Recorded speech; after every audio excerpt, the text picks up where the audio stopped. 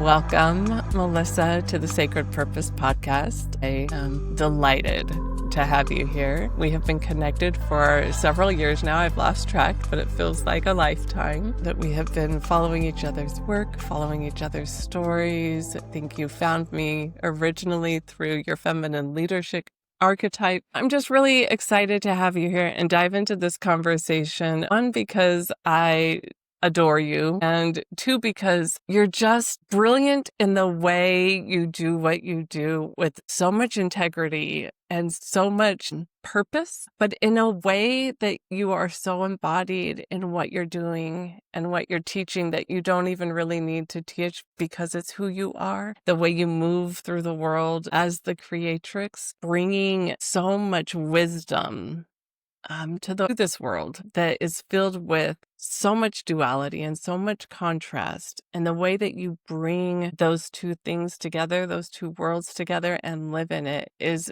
masterful. And I think we have so much to glean from it just by being in your presence. And so I'm really excited to just see where this conversation goes, see where it takes us. Because like you've been a little bit of a wanderlust, or a lot of a wanderlust the last couple of years, and really taking this journey and this path to the next level. So on a personal standpoint, I'm excited for this conversation, but also just to be able to share the wisdom that you've learned through this journey and the creations that you've come along with you on this journey, and just everything in between. So I'm going to give you a moment to just introduce yourself and kind of what brought you here. I know that could be a long answer, but just what brought you here today. Oh my goodness, Lisa. What an introduction. I am so honored. I'm going to clip that part and play it for myself every morning.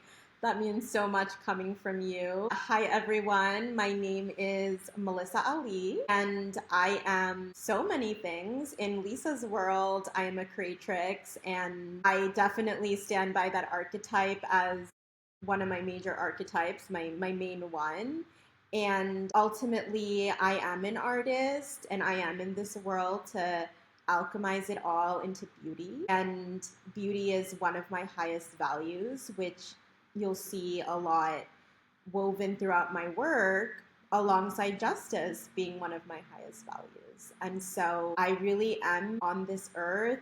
My sacred purpose, my North Star, are to bring these concepts together and to show that they're one and the same. So I am a professor by day. So I teach sociology and women's studies, and I've done DEI at the university level, inclusivity work, social justice, and I've also been an activist forever. I'm the daughter of a freedom fighter, so it's kind of in the DNA, it's in the blood.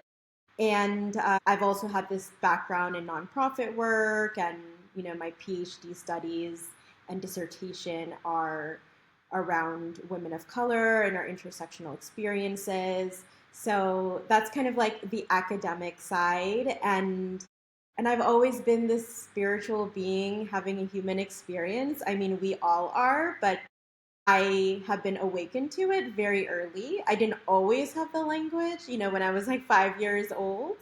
I did grow up in religion, and I'm grateful for that. I definitely am a follower of, God, and, believer in this like higher power, and have always kind of been in devotion and in different ways. But, being awakened to spiritual principles, especially, in English, my first language, was super helpful, and was a community that I felt really seen in many ways, but also unseen in. And that's where some of my inclusivity work comes in spiritual communities where, a lot of the principles and teachings are from cultures like mine, and they can often be watered down without proper credit. And, there's a whole thing like cultural appropriation, all the things. And so I also get hired and bring some of that academic background I have to spiritual spaces to create more inclusive spaces and lead the conversation that needs to be had in these spaces, because there can be that bypassing that takes place But then similarly in like my social justice work, there's a lot of burnout, and there's such a deep need for self-care, which, the work of amazing activists like Audre Lorde and, just Black women in the 60s who really brought self-care into light, that was something that was introduced, but it's still not enough in practice. And I've experienced the burnout as an activist. And so I'm here trying to show the world that it's really two sides of the same coin, like spirituality and social justice. We need both. Like social justice work is spiritual, and spirituality is a form of social justice. And in the midst of all this, yes, I became the queen of self-love, where it's, I almost see this like trifecta of where I'm aware self-love, spirituality, and social justice meet. And as I've mentioned before, beauty is such a value of mine. And it can seem so trivial when you're like teaching around racial justice, right? Like, who cares about, lipstick or art is what it seems like. But truly, beauty is a frequency that is healing. And ultimately, I want to live a beautiful life, and I want to fight for everyone, to be able to live their version of a beautiful life. And so I do live in devotion to beauty. And it's so sacred. It's a sacred practice, like beauty rituals and things like that, because they come from culture and my ancestry. And so I'm leading a global movement that is called Adorn. And this is kind of my revolution. And it's very kind of rooted in social justice and culture and my ancestry. Like, I come from a culture where we adorned ourselves because we see the body and the vessel as sacred. And so that is kind of a little bit about my work. I'm sure I missed some things, but I just kind of do all the things. But I am the lipstick mystic as well. And I love, infusing the stars into the work that I do, and a curator of vibes. So all the things. And I found my way to Lisa because of a quiz, and I'm so grateful that I found you. So thank you to I don't know if it was advertisements or algorithms, like thank you to God, to a higher power, for bringing us together, because we are for sure soul sisters. And that quiz was so powerful for me. I mean, I felt so seen by giving myself permission to be the artist, the creatrix. That was huge, because once again, coming from what feels like such a serious background and body of work in academics, and coming from parents, a culture where, my parents survived genocide. And so, art, it often just feels like not as important as the sciences and things like that. But truly, I am the creatrix, and I see how that is kind of how I bridge all these parts of me and get to kind of really honor my authentic blueprint in this world, is by, alchemizing it all into beauty and art. So yeah, that's how I found myself in Lisa's spaces, in Evoke, and nothing was ever the same. Oh my God, Melissa, you've just given us like so much right there. I feel like mic drop. I don't even know where to start sometimes. The social justice piece that you touched on, and the beauty piece, like beauty and art is oftentimes an act of rebellion, especially in times of oppression and times of genocide that you said your parents, your family has experienced. And art is oftentimes even the thing that we see being destroyed first when a population is being oppressed. And so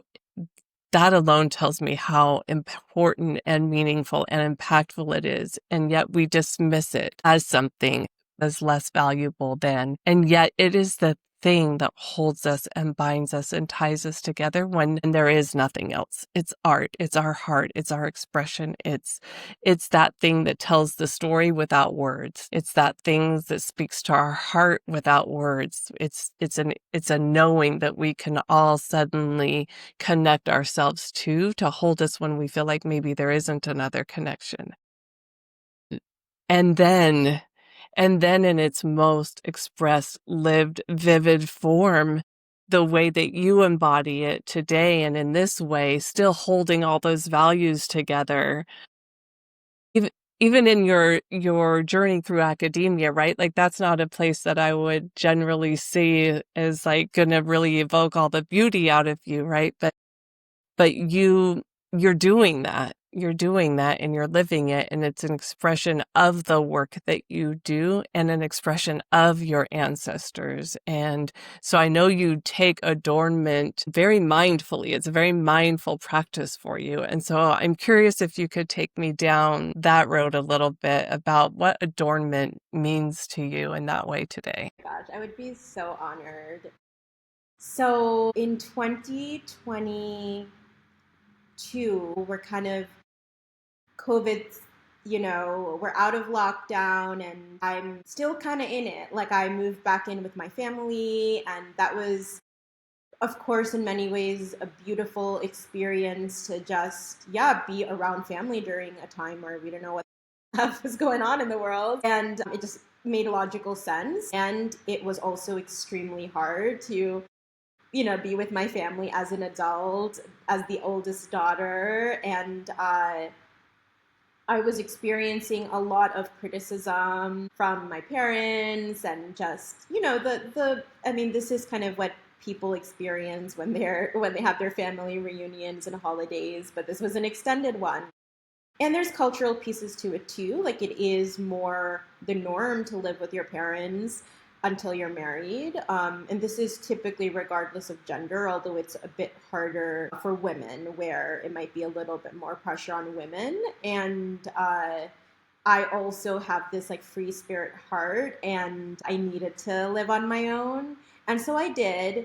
And now I'm here with my parents and kind of having like a tough time with navigating adulting while simultaneously kind of being reminded of not being good enough, and then also having this just beautiful purpose on my heart. I mean, I was already a professor. I became a professor at 25. So in many ways, I was living a dream, an answered prayer. And there was just so much more. I was meant to do so much more. So I was just in this like tough space. And that's often where like the most beautiful art comes from. And I downloaded when I say downloaded, I mean from the divine, from, quiet time, solitude, prayer, contemplation time. I downloaded a Sankalpa, is what it's called. And it is essentially kind of like a theme of the year, if you choose for it to be. And I downloaded that my word of the year for 2022, so technically it was 2021, is the word adorn. And it just, the way that it like came, and as soon as like I downloaded it, I was like, this is more than my theme of the year. Like, this is like the theme of my life. This is actually my life's work. This actually is a word that literally, like everything I was talking about in the intro, it's like I could see it, like I see the vision of, it's literally woven from the threads of every part of Malisa, And so I can definitely elaborate on that. And so this is now my word of the year. And eventually I realized this is a course. This is my offering. And at some point, especially recently, I'm realizing this is a movement. This is a global movement. And so when I think of the word adorn, a few things come up. I grew up in a culture where women are adorned, and, we were read to our weddings, growing up seeing that, like, I love that, and I don't necessarily dream of getting married, or, I don't have that a lot of people have, like, in terms of the wedding, but like, it's like, it would be a major life regret to not have a wedding, because I need to wear the outfit. I need to be adorned in, the sari and the gold and it's just next level. And to grow up in such a vibrant, colorful culture, is just something I'm so honored to have. Like, the fashion girly in me is just like, I'm just grateful that this is what I was born into. And even just getting to like look inside like my mom's sari closet and jewelry kind of boxes, like that's just some of my favorite memories. And so, but it's more than the external, of course.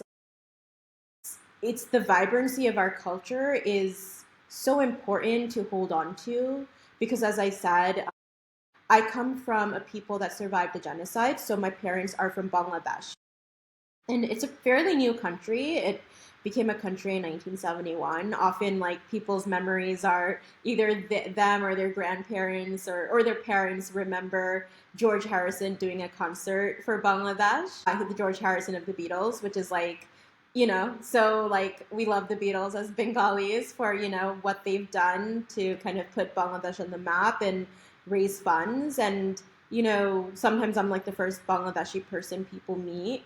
But I'm just so proud of being from this culture. Like, my father is a freedom fighter, both my parents were alive during the war. And so I took it to heart. Like, I have 3 other siblings. I love them. I mean, we're all, I feel like we're all just we come from that. We're cut from the same cloth of like living a life in devotion to service. But I'm definitely the oldest daughter who like took this to heart, who became the social justice activist. And then some of my other siblings are like that too. But just like, I'm just like the person who's like, I need to do something about this. Like, I need to tell people this story.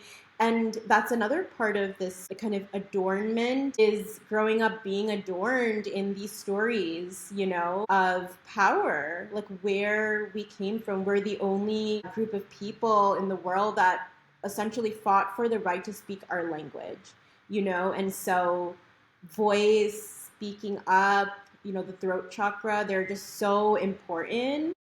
And, I've struggled with kind of muting myself, throughout my journey, and I still do. But, just remembering the stories that I've been adorned in as a child, like, it brings me right back to my power. Like, my power is in my voice, and I'm meant to be heard.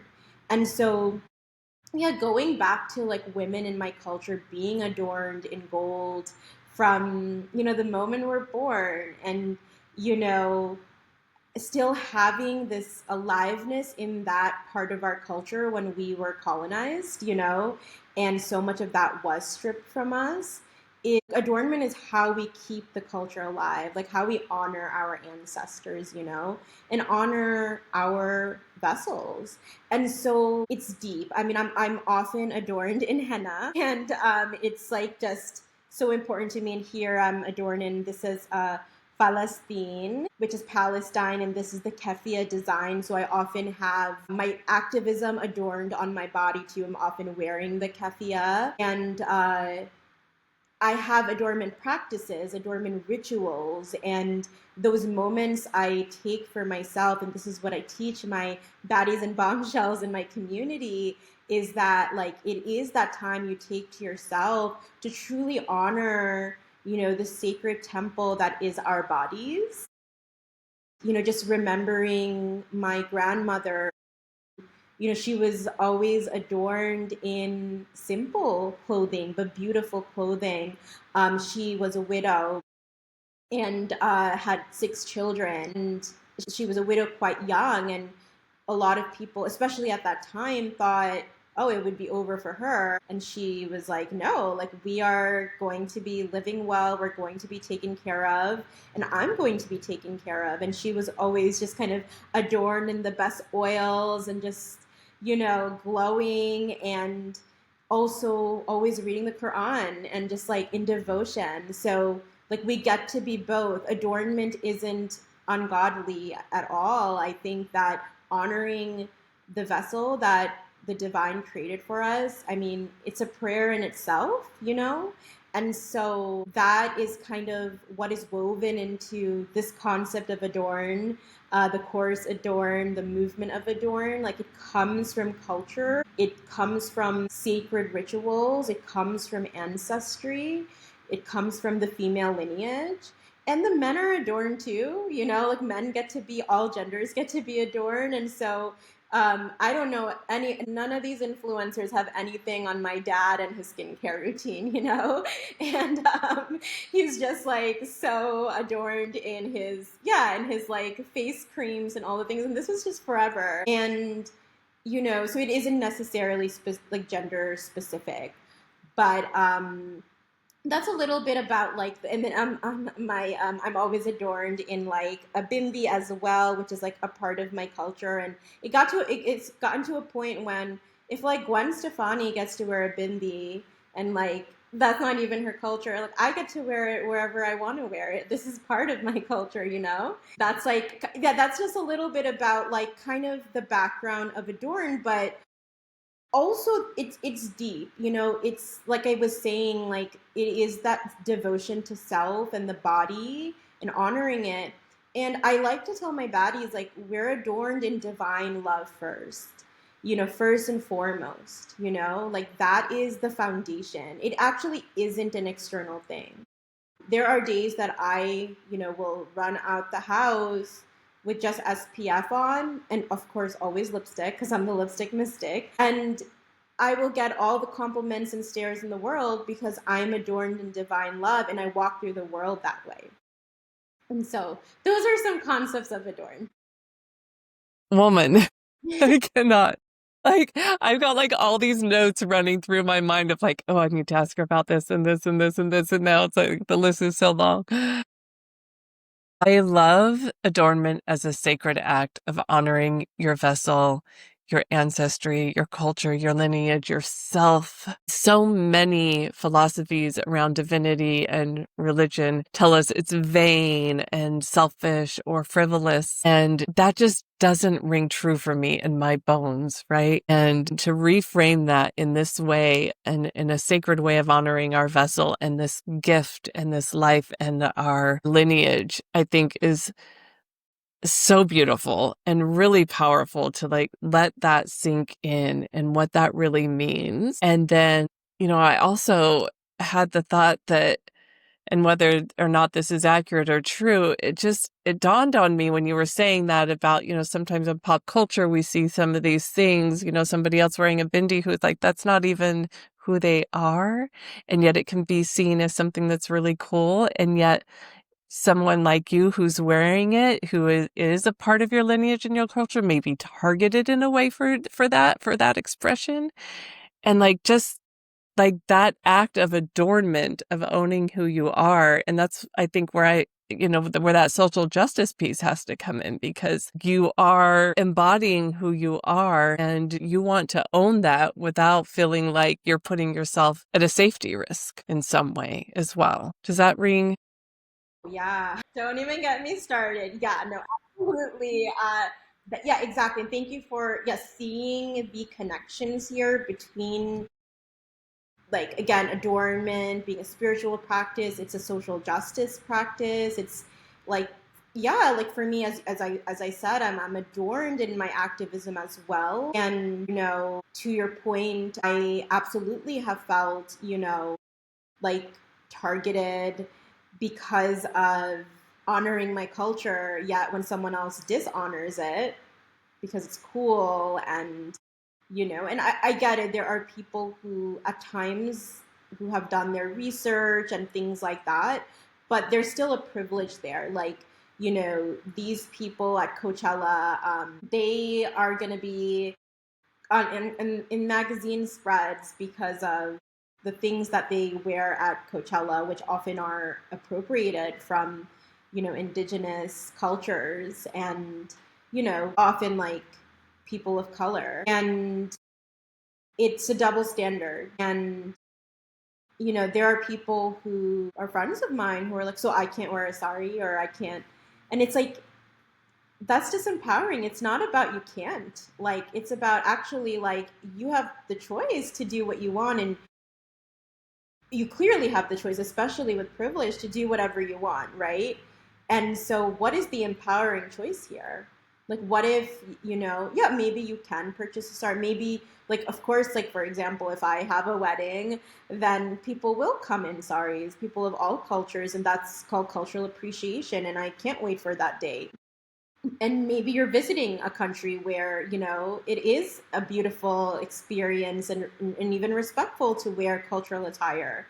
It's just about power and choice. It's about, like, you get to decide. So actually it's a moment where you get to feel empowered and, like, oh wow, like, I actually choose not to wear this, but maybe I buy it for someone else, as a gift, like maybe someone in this country who's less fortunate, who couldn't afford this, or I get to buy it and just honor it as a beautiful piece of art.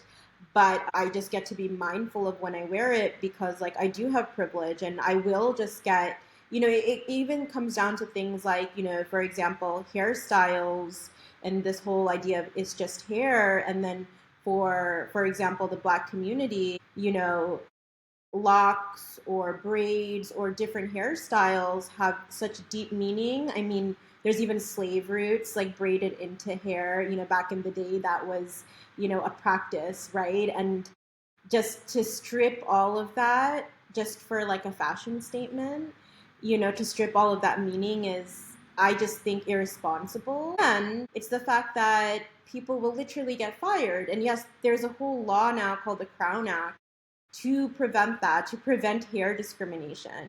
But the fact that we even had to get to that place is actually, like, the most heartbreaking thing, to actually have to pass a law that, would protect people from getting discriminated against because of their hairstyles. Whereas when white people wear those same hairstyles, they get complimented, they get paid, they get to, it's high fashion when they do it.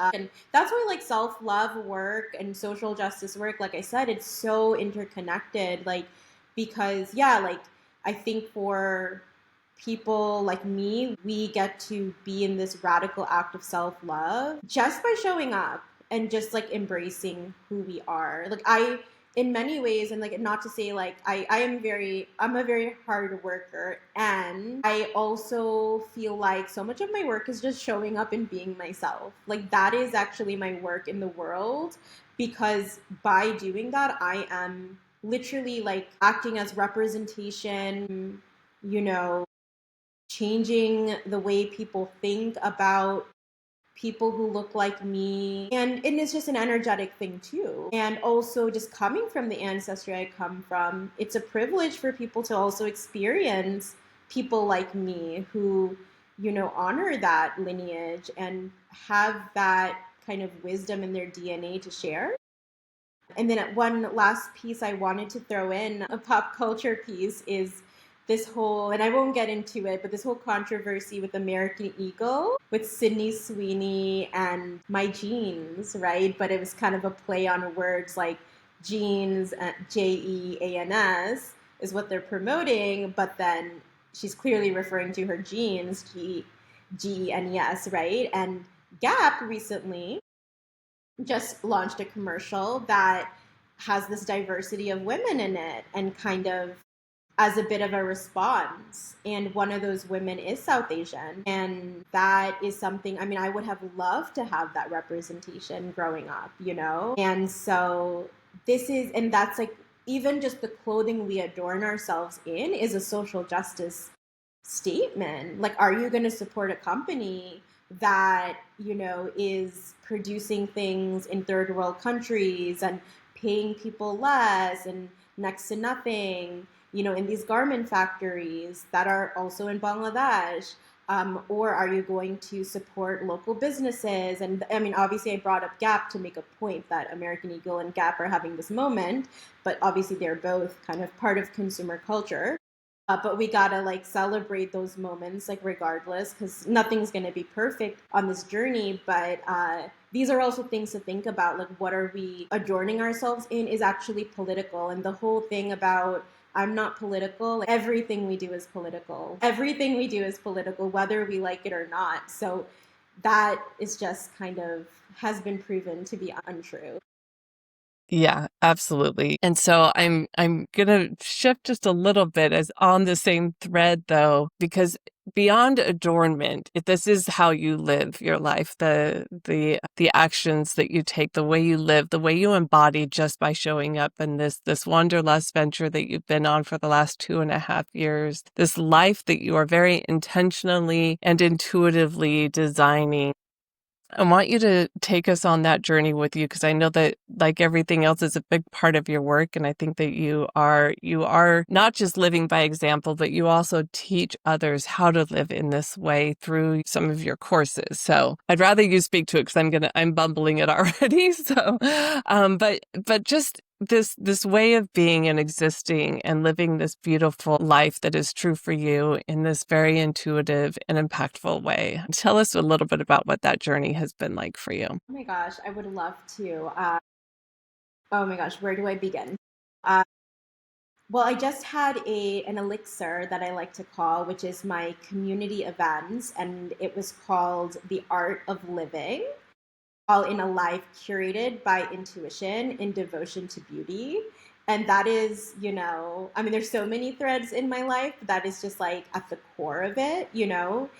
And a couple different kind of threads within that. So I live my life curated by intuition. So that was kind of one of my divine downloads, right? Like curate a life based on intuition. What if your intuition curated your life?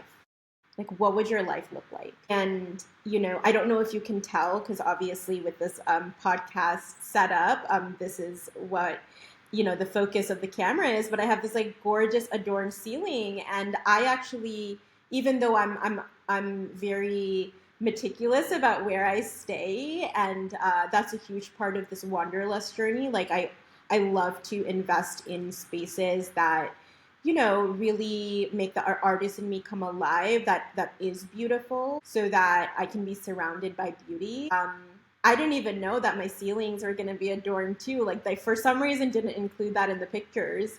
And so that's like a part of my life as art. Like the art literally like rises up to meet me wherever I am. Like the beauty kind of follows me. And so one of my kind of, teachings in Adorn is that beauty is a frequency.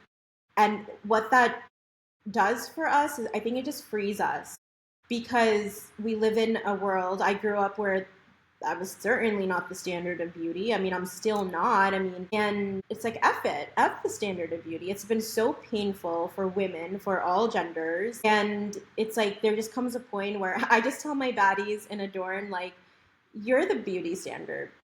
Like, what if we just decide, what if we walk through the world deciding we are the beauty standard? Who's going to stop us, right?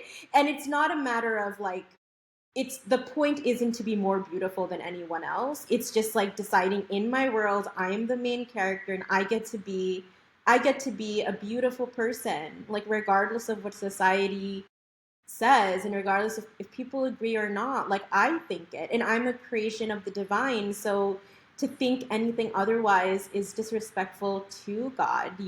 And so that's bringing in kind of the sacredness to it.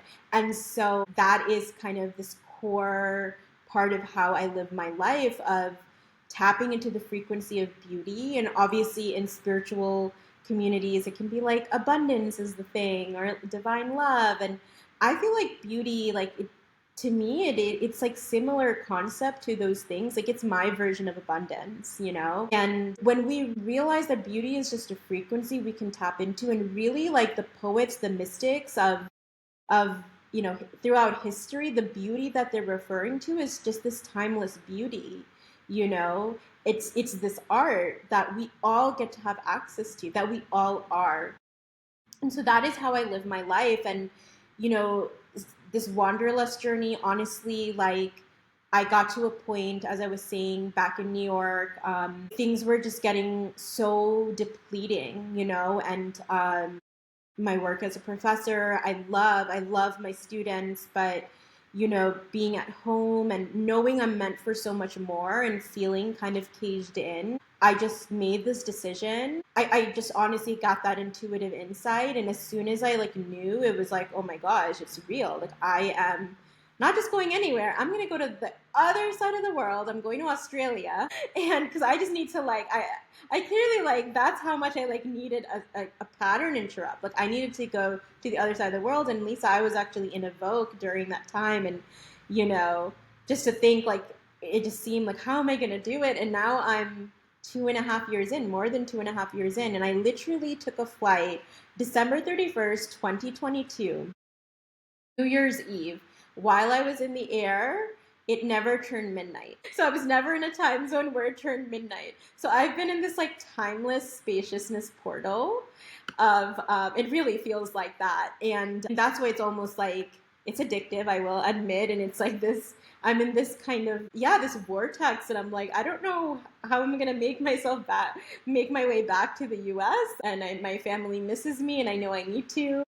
I know I'll find my way, but I do it intuitively, wherever my heart kind of leads me to. And I trust that.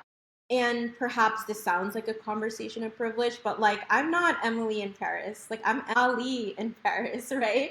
Currently in Spain. Like that show and Eat, Pray, Love, like they're great. I love them. And there's a lot of Emilys in Paris, right? And and there's a lot of like Elizabeth's Eat, Pray, Loving, and like we also need more diversity in those conversations. What it's like to be solo traveling as a brown Muslim woman, or which Tracy Ellis Ross, and to be fair, her mother's Diana Ross and all the things, but at the same time, she is this beautiful Black woman solo traveling. She has a show right now talking about that, and I think that's great. Like we need more voices, going back to The Voice, sharing what their journey is like, because Elizabeth Gilbert and Emily in Paris aren't traveling the way Malisa, the lipstick mystic, is traveling, right? I mean, when I land somewhere, I honor the land. I immediately look up if there's like an indigenous tribe that we can honor, especially in Australia. That was so much fun to just,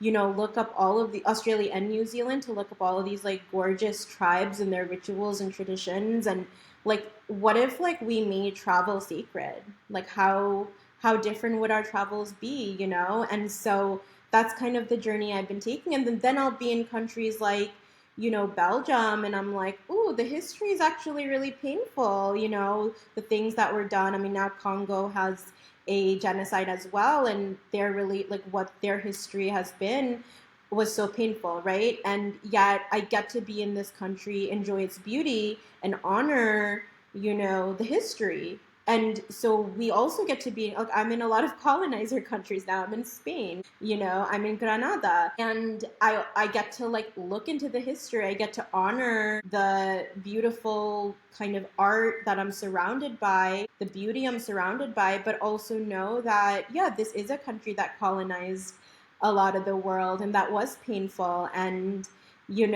we get to just honor the duality of it. I think people are afraid to face the truth, and like that it's maybe like ruins the fun. And I just feel like truth is just a vibration that like is just incomparable, and it the truth will set you free. And so just kind of really calling out the elephant in the room, actually, like I feel like now I can walk through Spain and have a beautiful journey, knowing that I've made peace with and I've honored, the history. I've shared about it. And so I infuse this into my writing and my posts and things like that, where I'll see, I have a post where I will have like my lipstick on, have a glamorous moment. I'll call out, like institutional racism and the colonizers. I'll be in a cute coffee shop. I'll say a spiritual affirmation all in one post, because like we literally just get to honor all of us at the same time. And so when people feel like there's this part of me and that part of me, like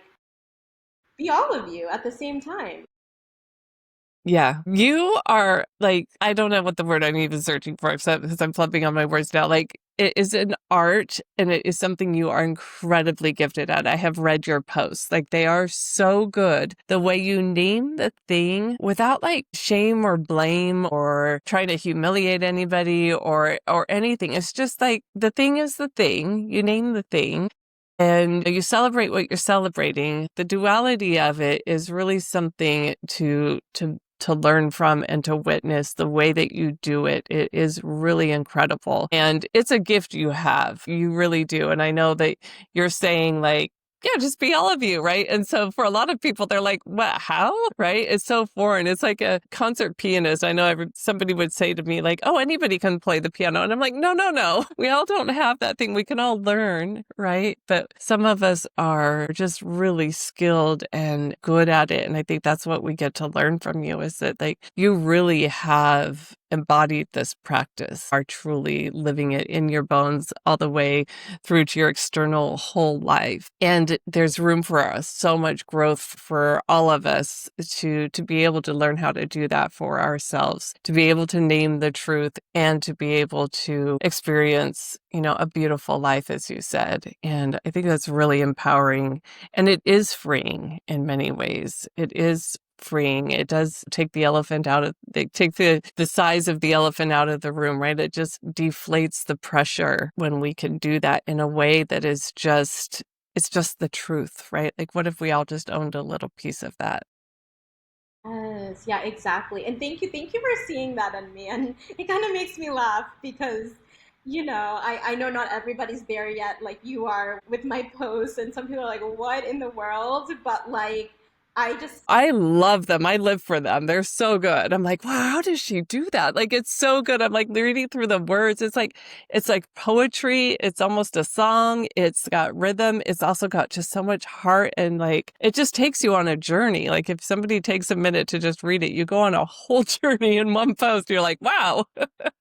I had no idea I could go all those places in just like 2,200 characters. It's really incredible. it's so true. I mean, I literally have to like cut down often because it's just not enough space with Instagram captions. So I might have to move my writing over to some other spaces. But yeah, well, thank you. I really appreciate you seeing me. And I just feel like that's just a part of it where ultimately it's art for art's sake. It's just, I don't have a million followers. I'm not even close, right? I have like 1,000 followers at the time of this recording. And, it's about like showing up as that person regardless. I think that's what devotion is. I know you and I have bonded over devotion, and I've been on like such a devotion kick, and like I said, I'm in devotion to beauty. I'm in devotion to divine love, to a higher purpose, to my North Star. And, I was always this person though, I mean, visibility has been really hard for me. It's still a thing, but like, be that person regardless, like of who's watching, And I feel like the 5D and the 3D eventually just kind of get on the same timeline. And, speaking of kind of things finally clicking with my body of work in this kind of offering in spiritual communities, I guess, in my community, I've always been that person, right? And finally, I think social media was a great way for me to let people see that, to share and express. It was another classroom, like my classroom, my university lecture halls, like that, that was also like, it's my runway as well. I brought in the glamour to it as well, right? And I love that. And I also always felt like there's something bigger. And so to share my voice online, it's hard these days because you're like, oh, it feels like an echo chamber. It feels like we don't matter, because of metrics and things like that. And I think when we, reframe it to just showing up as devotion to that person, to being that person regardless, right? And showing up in devotion to beauty, to your North Star, I just think like your people will find you. It's just inevitable. And somehow, I have a community and I don't know how it happened. And it's really because I have shown up as that person, and that magnetizes people. when I tell you, like, because I know people often, I listen to interviews. I'm like, yeah, but like you have people following you. Probably you have friends and family following you. Like, I don't have that. I really am someone who just doesn't have that. I didn't have like the support of close friends. I honestly like barely had friends, when I was kind of showing up in this arena. Yet I know that my purpose was here. And like, how would that even happen if I literally am talking to myself, maybe essentially, and really my sister, and that was it. And again, it's that devotion, and something finally clicked this year. I've been back and forth with this. Like, I've been showing up. I'm like, nobody cares. Run back into the cocoon. Showing up. Oh, visibility is painful. Run back into the cocoon. Showing up. Vulnerability hangover. Run back into the cocoon. And this year, yes, I've been in the cocoon, but the cocoon is just for sacred rest. But I'm not going anywhere. Like, I am here to stay. Like it's finally clicked, and I believe the journey is just meant to be exactly what it was. Like, I have been kind of in the artist's workshop, and the Atelier, which actually is my mystery course. It's called Atelier. It's the sister course to Adorn, which I'll talk about. And the Atelier is the artist workshop, right? It's like where the artist goes to, work on their art. And I've been in there for a long time. That devotion, it's not for nothing. Like, it literally is why I get to be here today and say I have a whole empire happening. I mean, I don't love that word, obviously, but like, just there's a body of work happening, where I have a beautiful membership and these courses that are coming out one after another, finally, after years. And my signature course is Adorn. And after like 3 years, because I said the story of when I was born and downloaded, I finally just finished up a round of that, my first cohort, and it was just incredible. And the women that came in to Adorn, like, they kind of came out of nowhere too. They were not people who were like in my world, in my community necessarily. They just kind of, yeah, like God sent them my way, God sent me their way. And, just hearing how much it impacted them. There's like nothing like it. And like, I'm very big on authenticity, and, I'm not saying there's amazing self-love courses and spaces out there, but this is, really rooted in social justice and kind of so intentionally created that there's just nothing like it. And I am just really proud of it. Like, I've, been in academia, I've been in nonprofit, I've been in spiritual spaces, and I can kind of, stand here and say, like, I've created something kind of my own from my heart that is just so me. Like, one of my mentors, she actually, like, recently, kind of heard about all the things that I was doing, and she was just like, the best part about it is that it's so you, it's so Malisa. That's just like a love language for me, like authenticity, because we really are on this earth to be so us, like to be so ourselves.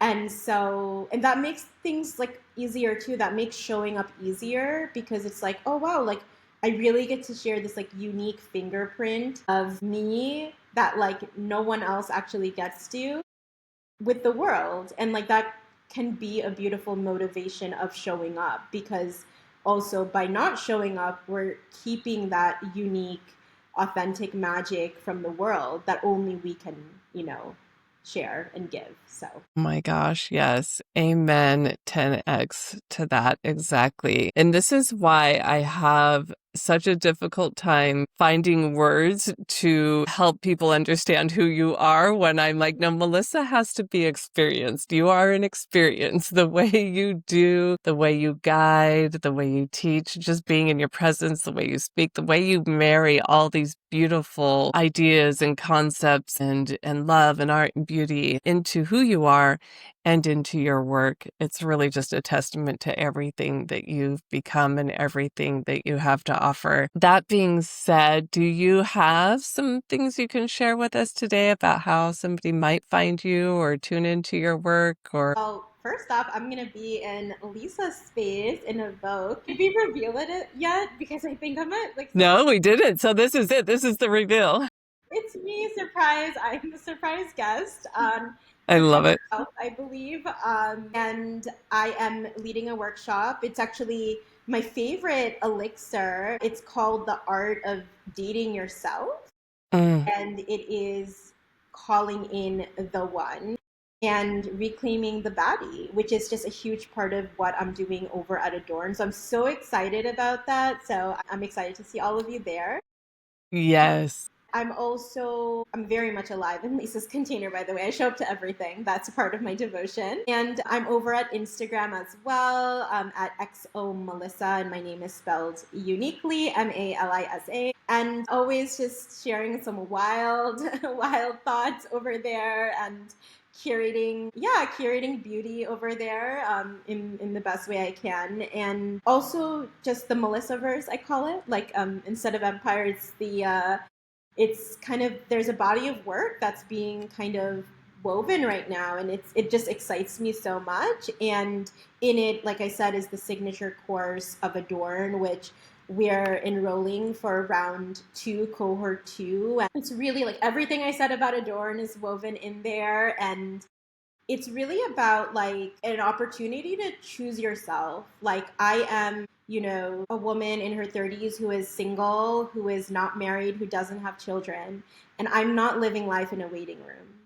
I'm not waiting until, the partner and the kids show up to like live this life that is apparently this perfect life. Like I am choosing myself. Like I don't even need to be chosen. I've already been chosen by a higher power, and I'm choosing myself. And this is like what fundamentally Adorn is about. It's that sacred self-love of choosing yourself. It's dating ourselves, reclaiming what I like to call the baddie. And it's really just, I think feminine embodiment has been taught in a way that is like singular.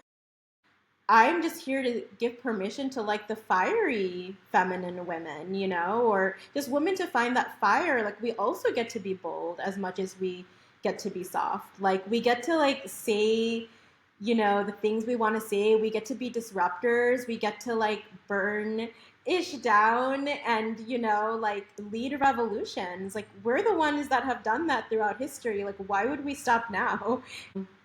Yeah, there's so much happening in Adorn, so I'm just really excited about that. So yeah, those are kind of like what's alive. This next round of Adorn starts in Libra season, of course, on 10/10.